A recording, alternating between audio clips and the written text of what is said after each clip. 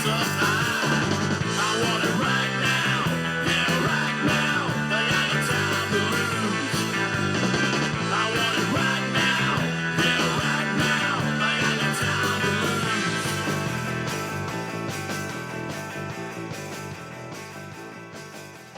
lose. Welcome to The Exchange, a coffee podcast where coffee people talk to coffee people about coffee and things coffee adjacent. I'm Mike Ferguson.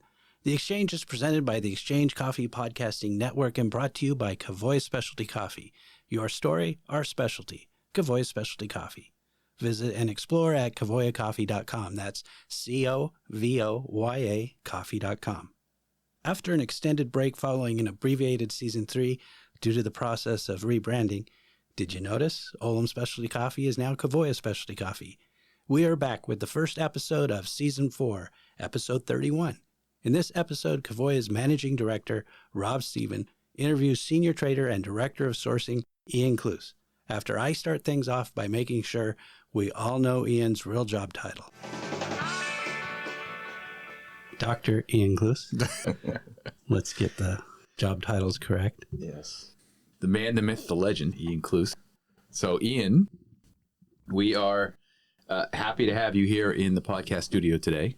And the goal of today is to get you to tell your story, which is, you're known for being a man of few words. So we're going to see what we can tease out of you today. But we brought the crowbar. We brought the crowbar and the social lubricants, Rhode Island's finest here. Yeah. But I think that your story in coffee is unique and interesting and something that a lot of people may not be able to relate to, because I think it is pretty unique, but it's definitely something that would be inspiring to them.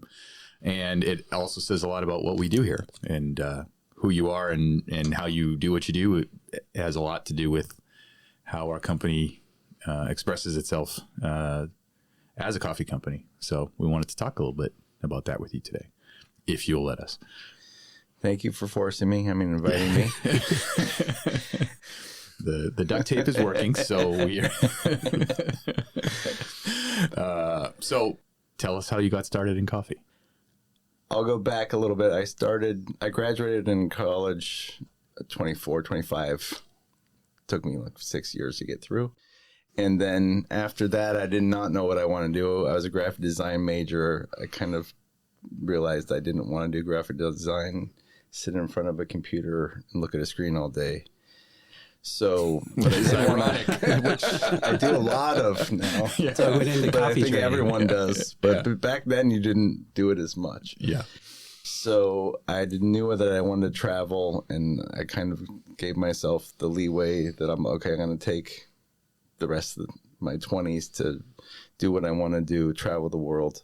So I would work construction, painting, any jobs, and work for 6 months, 9 months, and then travel for 6 to 9 months a year. I'd been to Central and South America a couple times, and I was on the way to going to Asia for the first time, and I was planning to go away for a year. I was building gardens, taking out full gardens and landscape construction, and it was the last job I was going to do before I was going to go to Southeast Asia. I had a one-way ticket to Bangkok. The person that owned the house, he was at Holland Coffee. Holland Coffee was one of the first specialty coffee importers into the U.S. They kind of specialized in Sumatra, Indonesian coffees, and they were a big provider of coffee to Starbucks, and Starbucks was just taking off. So Alan, at the end, I knew some Spanish. I had been to a lot of coffee producing countries. And he said, when you get back from Asia, look me up. And so it was stuck in my head like that would be a great opportunity to work in coffee. I was more thinking that I wanted to work on the exporting origin side, or that's what I was picturing myself. And then I came back from Asia. I ended up being gone for 3.5 years, traveling Asia, lived in Australia, and lived in Israel for a year. Came back 29 years old, 29 in like 9.5 months, and said, Alan, is that job offer still open? So around what year is this when you came back? This would have been 1999. So 1999, it was probably, it's going to turn 30 in August. And I looked them up, it was like July, and I had a job. And by September, I had to fill out a resume. I'm like, you know me, you won't have to fill up a resume. But I did it official, did a resume. I got put into a cupping room where I was just setting up tables, learning to roast a bit. And the head QC person, after about 6 months, left. And then I was put in charge of QC. So I really enjoyed the roasting and cupping part, and I was learning. And I mean, the first year you're learning all these origins and what the different flavors are. It was, I thought it was really interesting. I was getting paid $10 an hour, which was killing me. Let me ask you a question about that. So you're setting up tables, and what's the bridge for you to go from doing that to I'm in charge of QC? Was it you raising your hand and saying, this is something I want to do, or them seeing something in you, or how did that work? I would say, like, I was always like into smells and tastes. Like, as a kid, my mom was always like, you should put that to use in some way. And I like, but you have no idea how, like, you're like, whatever, mom. So when I, started to be able to put those, tastes and smells into a usable way, I was like, very interesting to me. Like, I really enjoyed, seeing the difference of coffees. And I remember cupping a Tanzanian coffee. It was probably in like November of that year, like a couple months in. It's not the best time for coffee. September, October, the Colombians are kind of fading. The Centrals have come in. Like, something that's really going to pop out was this Tanzanian. And I was like, okay, like, I get it. Like, this is different. This is special. And I was kind of hooked from there. And they kind of saw that I would kind of flower things up with comments, and like, okay, I don't know if like that's like we see all these things, or if it's totally, it's a new language. It was not very discovered then, it was like very more sweet, high acid, and then just trying to put more words to things. And it was really just whatever pops. I've always cupped whatever pops in my mind. It doesn't make it right, but it's what pops into my head, I just put down on paper. And that's what I got at that moment for the flavor profile. So, yeah, there was no cue back then. There was a flavor wheel, but nobody was using it. No. There was nobody talking about any of those things. I mean, I looked at this cue, the flavor wheel, and I'm like, there's lots, but there's a lot more you could add on. Mm-hmm. So, and it's experiences and like just putting like, okay, how do you relate that flavor or taste that you have or smell to something that you've already had before? Like, so it's always just, it's memory of something else, that you relatability of another experience you've had. I mean, the coffee wheel is incomplete because it does not have Jolly Rancher on it. Yeah, so, and I love Jolly Rancher. It has a lot of flavors I use. Yeah, but so you're in QC now, and so how does it progress from there? So I was in QC. I was at Holland Coffee for about 2 years, and then I went on with Alan and went on, got hired at Covoya Specialty when they created a specialty office, and ran QC there. And then we started to take off specialty coffee. We started to become more like there's intelligentsia, counterculture, the originals that were coming in, and then, talking with, and people like Tom at Sweet Maria's, where he started like really push, like, you're seeing the coffees. I want to hear from you. Like, what are you seeing? What's interesting? Tell me. And it's like, he was, at the time buying 5-bag clips at a time, but he would buy anything that's interesting and has, some story behind it. And so that Tom probably was my first client.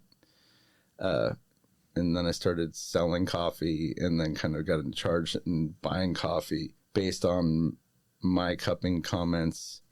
I wasn't necessarily writing up contracts, but everyone's pretty busy. And so they would look at the cupping notes where we did them hand in a binder by hand at these days, trying to read my very poor handwriting. And then it just as naturally they just started talking more and more on emails to clients and to producer groups. And so I started taking over some of the buying and some of the selling. It was just back to back, and some of the long position. Definitely, it really kind of progressed at Vol Cafe because specialty was growing quickly. And what was your learning curve like when you're doing something like that, where, you know, you've gone from I'm a good cupper and I'm a good describer of what flavors are to I'm writing purchase and sales contracts, I'm negotiating prices, I'm doing the math, I'm figuring out where the costs are?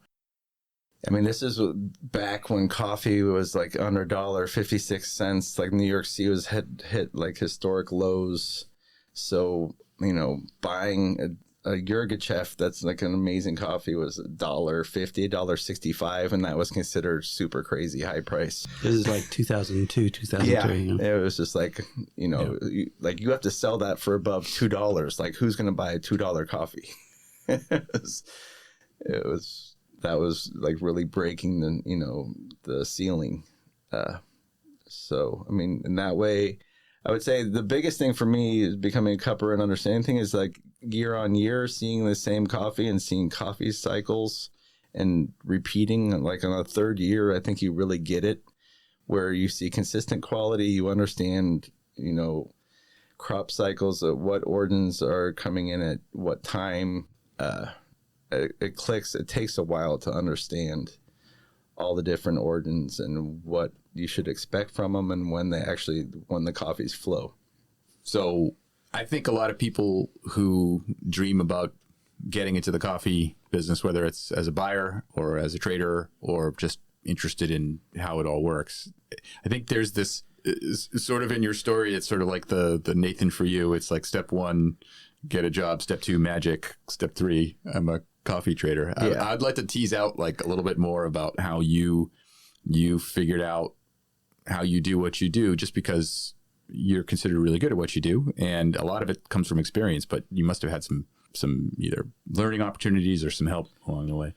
No, I mean, I felt like I was mentored well, and I really think one of the most important things for me growing is meeting people was Cup of Excellence. Mm-hmm. Cup of Excellence was taking off, and I was at a lot of the first Cup of Excellence, you know, juries, and we were meeting like some of the producers are considered the top producers still today. And, you know, the intelligentsias, the Japanese clients that are some of the top clients, everyone was there. It was a small group, and I was able to meet and socialize with all these people at a week at a time in a very, you know, small setting. And it really was made it feel like it was how important it is. Like you're giving these prices to these producers that have always never had any recognition for their coffee for cup. It's always been price. So it was new for everyone in the room. And it really, the opportunity and the possibilities were just starting out, and everyone was so excited about it that it was just super fun and amazing in the moment to kind of know that it was progressing so fast and it had never been seen. And the opportunity to like show all these new coffees to people and have a backstory where it's not just Costa Rica Terrazoo. Do you remember your first Cup of Excellence? My first Cup of Excellence would have probably been El Salvador, which was the first. The hurricane one? No, it wasn't the hurricane. Because my first COE was El Salvador. We got locked into the place where we were cupping for 3 days because a hurricane came through. Yeah, no, it wasn't that one. Because I was at the first one. It was with Andres. A lot of guys from Norway and Japanese cuppers. And I was waiting to find out that you and I were in that. I know. I remember you because I remember you coming into Holland Coffee with a swagger with your suit that was a little bit oversized. Mm-hmm. And coming all, who's this? This is the Duncan buyer. I was like, I don't know any better, but like he's important. My suit was right. I was undersized. I'm like, come on, well, yeah. Oh, he's a lot younger than I thought he was going to be for how important. I'm like, that guy's like my age. Yeah, important is a relative word. Yeah, but it was funny. Like, yeah, you were one of the first people to come in when I had started at Holland Coffee to come in. I still remember it. You definitely probably don't remember me because I was back in the corner. Well, I was also, trying to fake it till I made it. So I Yeah. was like, every meeting I went into, I was like, when are they going to find out I don't know what I'm doing? So, yeah. Yeah, you seem like you knew what you were doing, and everyone was listening like you really knew what you're doing. Confidence is a wonderful Yes. thing, even if it's misplaced. But so you went from Vol Cafe, and then how did it go from there? How's the progression? I mean, Vol Cafe, I was there 9 years. I mean, the progression and a lot had happened. And with specialty, a lot more people came on. I mean, roasters, a lot of origins started developing that you had never seen before. I mean, you didn't have Burundi, you didn't have Rwanda, definitely not DRC. The primary origins were Central American origins, and then we'd always specialized in Indonesian coffees, so we got a lot of clients for Indonesia just because we were the one known for Indonesians and a bit of Papua New Guinea. Yeah, I mean, that company's DNA had so much Indonesia in it. Yeah, right? so it always, and that's always been kind of an origin that I think it's been difficult for roasters to get relationships with and to really grasp on of how the flavor profiles are so different from any other origin, that some are turned off by it with wet hold coffees.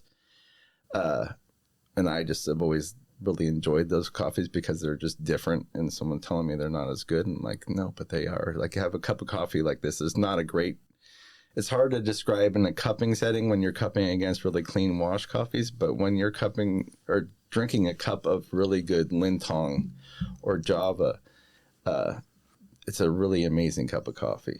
But if you're comparing them against wash coffees in a cupping setting, they're so different that you can't really compete against them, or you can't compare them, just like naturals to washed. Well, you have to be in a different state of mind, I think, to appreciate those coffees. Yeah.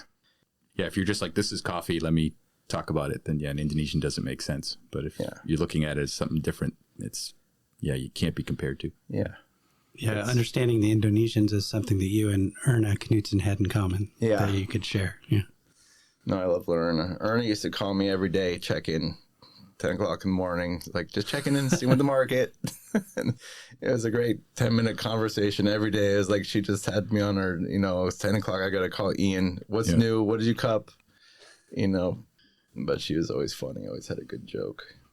Also, like, I did Cup of Excellence with her. She was great. I mean, going out with her and John Rappenchuk, it's like these people have been around and seen things change so much, and hearing their stories about what it was like 20 years before I had come on, it was amazing and inspiring, especially with Erna being, a woman in coffee, that in a man's world where, you have Pacific Coast Coffee Association didn't even let women in it. Right. I think she's one of the first women that were accepted into it, and she probably accepted women because of her. Yeah. No, every wall she ever encountered had a Erna-shaped hole in it when she was done. So yeah.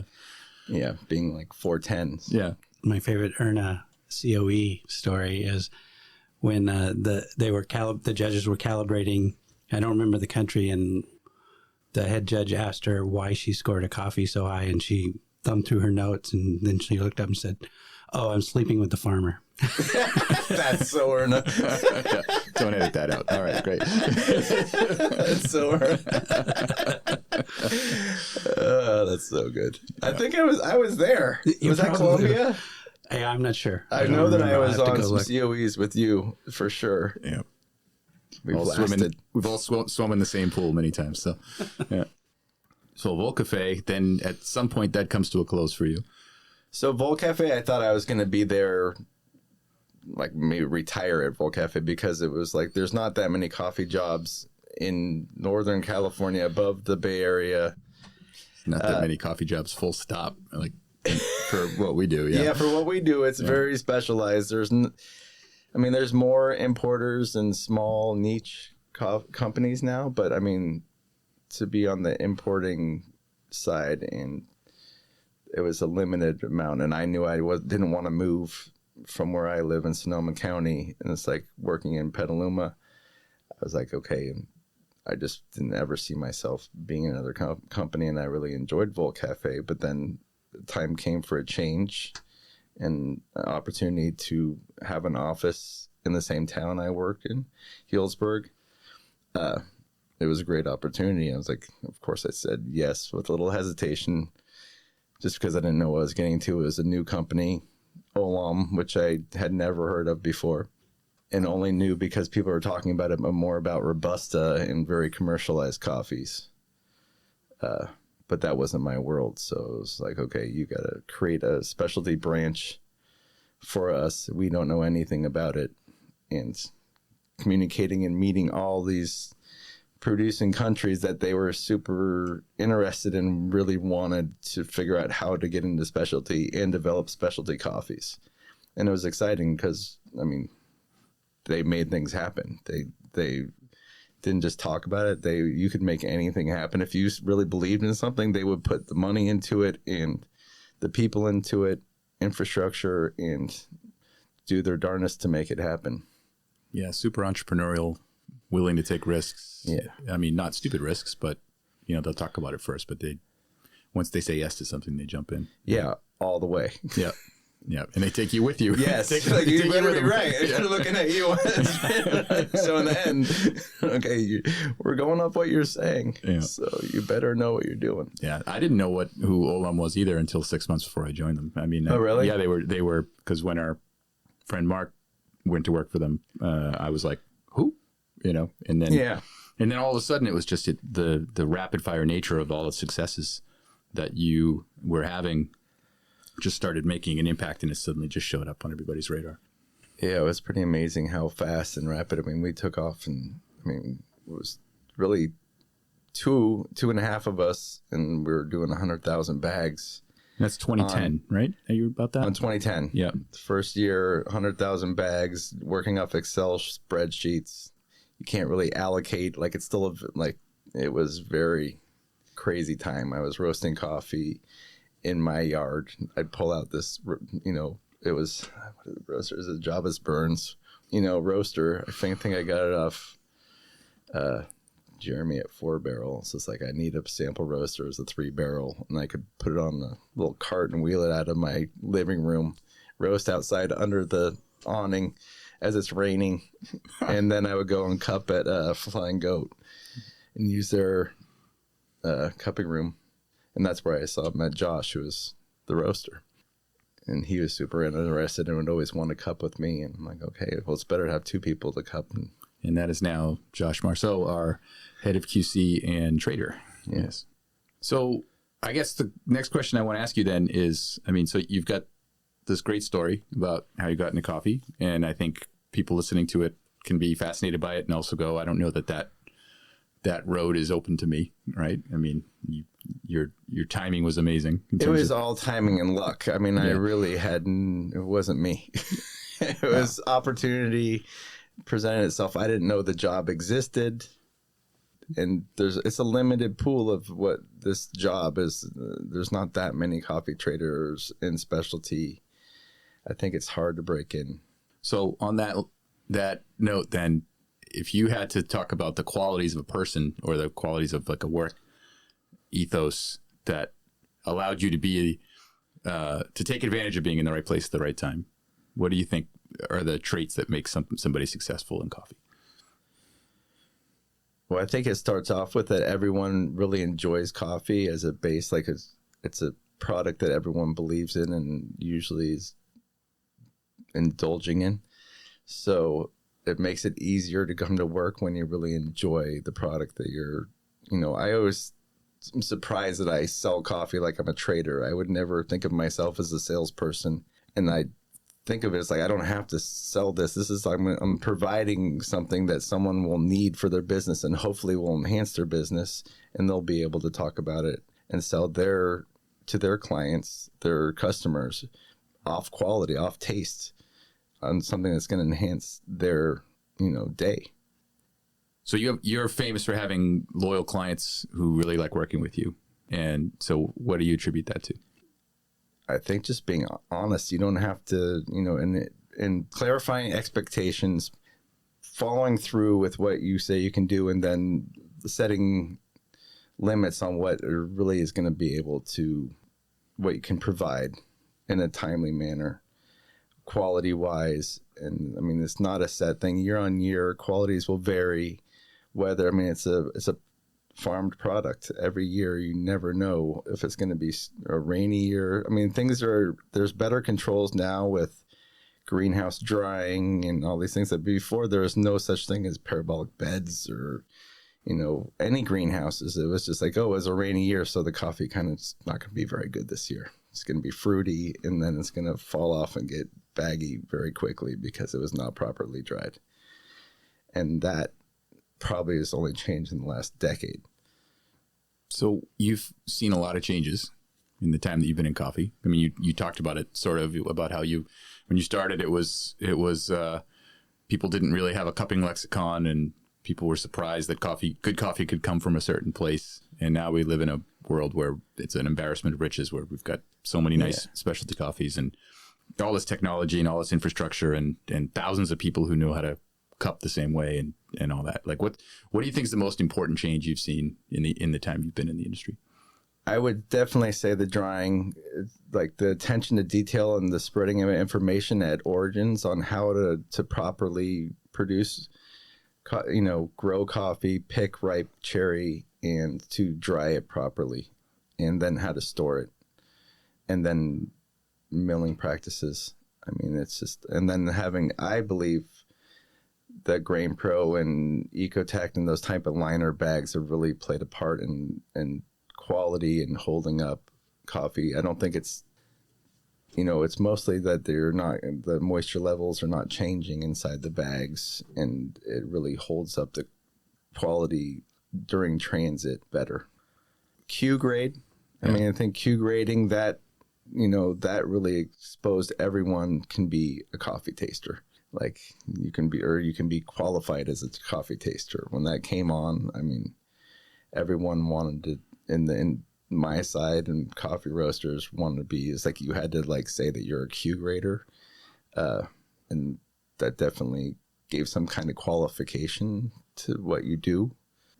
I remember that when the Q grader started, that people who had been tasting for a long time and had, sort of a name for themselves as tasters, they were the most hesitant ones to do it. Yeah, put yourself out there. Like everyone's depending on you to know what you're doing. Like, let's see if you can actually do it. And, but that also felt that at the same time, COE kind of made it so you were exposed to like scoring you're talking about the coffees and you're putting your things on the sheet. So it kind of exposed, are you with the group or are you an outlier in your comments? So I didn't feel as intimidated because I'd already done the COE, and I was definitely intimidated at COE in the beginning of like speaking up and really saying like, okay, this is what I put down and I don't know anyone else said. Yeah. I mean, the first time you've got to read your cupping scores aloud to a group of people you don't know. Yeah. You might as well who are peers. Yeah. I mean, these are people that are really good cuppers from all over, and like, okay. Yep. And my favorite is the person who is completely wrong and completely confident about it. Yeah. It's like, what do you do there? Yeah. Well, I didn't like this one. Yeah. I think we all did that at one point, that you'll be off. Well, this is like, it just wasn't my coffee. It's just like. Yeah. All right. We're going into the emotions questions section of our game here. What is your favorite part of what you do? I would say, I mean, of course, cupping is like, it's a great break in your day. Like you come in and I do emails and make a couple phone calls, and you're always in your head that you're going to have this break to, take a break, cup coffees. I mean, every day it varies what's going to be on the table. Some days you're like, this is not going to be that great a set of coffees, or like, oh, this is going to be amazing. Like, oh, this is new crop canyons are coming in, or guats or something, a farm that you see year on year. It's one container, or even like a micro lot. Like, oh, let's see what it's going to be like this year. Like, that's exciting to me. Yeah. To see what year on year, what a coffee is going to be, if it's going to get better, if it's, just like that flavor profile will stay the same year on year. It was pretty amazing that something can be similar year on year, that you can remember that flavor profile going back 20 years. Yeah. That living data log, and you're famous, for those of you who don't work here, which is all of you, you're famous in the company for what we call the Kluse cloud, which is you're able to remember basically every coffee you've ever bought, and the cup score you gave it, and the item number in the computer, and your sort of like eidetic memory on coffees is pretty legendary. Are you like that with all That food? doesn't follow through with other things to memory, but I'm not for some reason with coffee. But I think it's because it's olfactory and it's taste. Yeah. And it goes like with food or wine. It's like I remember those things, but I'll forget a lot of other things. But it's because the other factors of taste and smell come in that you like. It's 3 points. It's not just seeing it. Yeah. What would you tell 1990 Ian Kluse? Be willing to adjust the changes. You can tell that to 2023 Ian Kluse. No, I know. Things are going to change, and they're always going to change, and you have to change with it. You have to and stick with some of the things that you believe in, and like don't get trends. I think things will reset, and we'll always go back to just the important things of just basic flavors and what's true of that origin or what of that region, and just good people. I mean, there's a lot of amazing people in coffee, and it's like there's some shady people too, and they usually tend to disappear over a set of years. It might be 5, it might be 10 years, but you remember them and like, oh yeah, they're gone. But the good people are still there. Mm-hmm. I mean, there's very few people in coffee that are really good people that are still not here. I had a mentor of mine call me up one day just to tell me that time wounds all heals. So yeah, it had people remind me when you encounter unsavory sorts that it's actually a small industry, and word gets around, and it's not and they sustainable to be last. a shady character in coffee. It doesn't work. Yeah, no, your integrity's everything. They can get for a year or two, they'll get on, and then they'll disappear. Yep. What's your favorite coffee story? How many coffee stores? Like, I have to select one coffee store.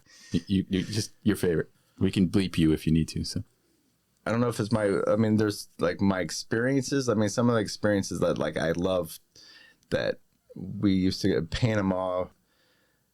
Back in the Holland coffee days, there was this Panama coffee, and Pete's wanted to do it as the reserve line, and the coffee sample came in, and we were cup it, and it's like, wait, this is the Ethiopian. Like, this is not a Panamanian coffee, and Esmeralda Geisha, and it was like we were in the room, discovering like this coffee is so different. And I think Doug came up and Jim Reynolds, and it was like, okay, we're going to buy this coffee. I think it was like $1.60 a pound, which was a high price for Esmeralda Geisha. And there's I didn't know what they had in the beginning. No. Yeah. But they soon did. Yeah. But that was a fun experience to be in the room when this is completely different. The prep looked different. The coffee looked different. The shape of the beans. He planted that as a windbreak. He had no idea. Right. Yeah. Well, all we do generates stories, right? I mean, everything we do in coffee is either part of a supplier story or a client story or our own, right? And so thanks for sharing yours with us. Thank you for having me. Dr. Kluse. Dr. Kluse.